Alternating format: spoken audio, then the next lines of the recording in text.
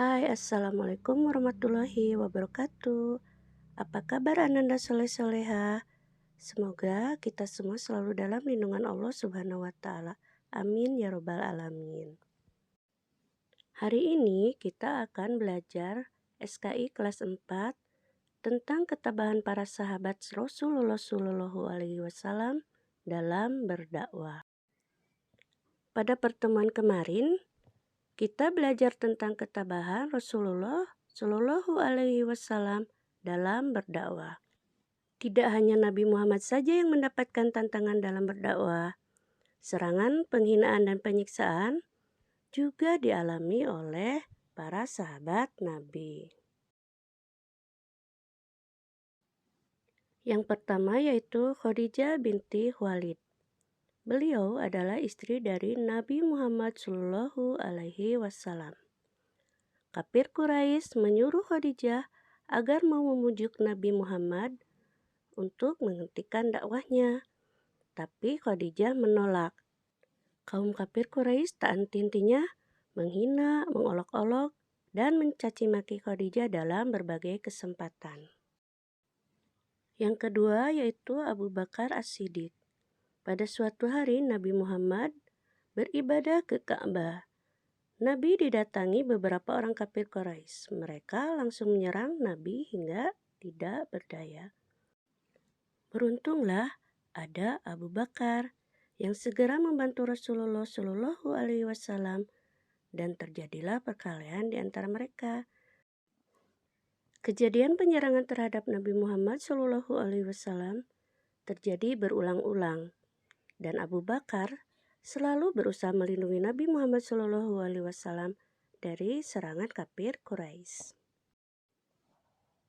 Akhirnya Abu Bakar berhasil mengusir kaum kafir Quraisy itu.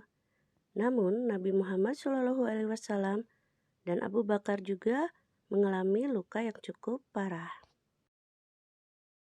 Yang ketiga yaitu Fatimah binti Muhammad. Beliau adalah putri dari Nabi Muhammad Shallallahu Alaihi Wasallam. Fatimah lahir pada tahun kelima masa kenabian.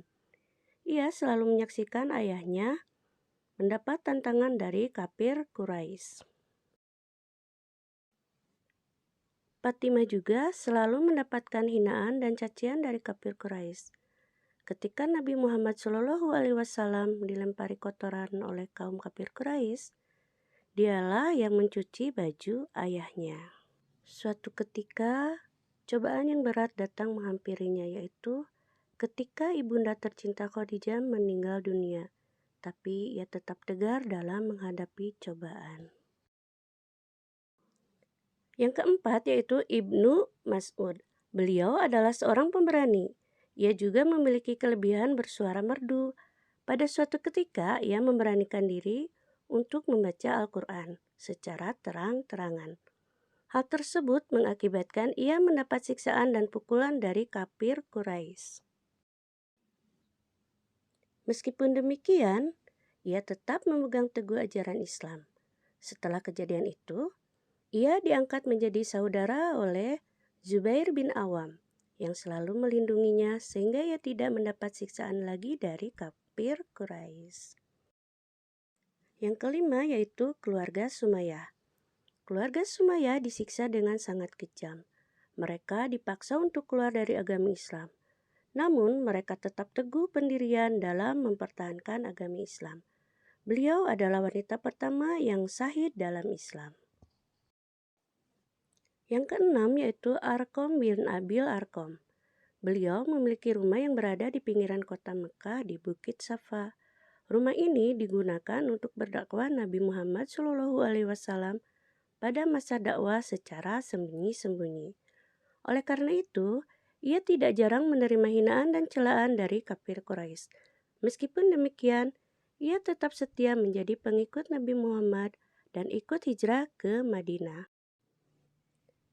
Yang ketujuh yaitu Bilal bin Rabah. Bilal disiksa oleh majikannya yang bernama Umayyah bin Khalaf. Ia dijemur di tengah terik matahari di atas pasir panas tanpa mengenakan baju sambil dilempari batu. Maksud dari siksaan Umayyah itu supaya Bilal bin Rabah mau menyembah berhala kembali. Tetapi dia tidak gentar sedikit pun. Akhirnya Abu Bakar membeli Bilal dari Umayyah dengan harga yang sangat tinggi. Setelah bebas dari Umayyah, Bilal menjadi muazin. Selain mereka, masih banyak sahabat-sahabat lain yang juga mengalami kekerasan dari kafir Quraisy. Tapi kita cukup membahas sampai Bilal bin Rabah saja ya. Sekian dan terima kasih. Wassalamualaikum warahmatullahi wabarakatuh.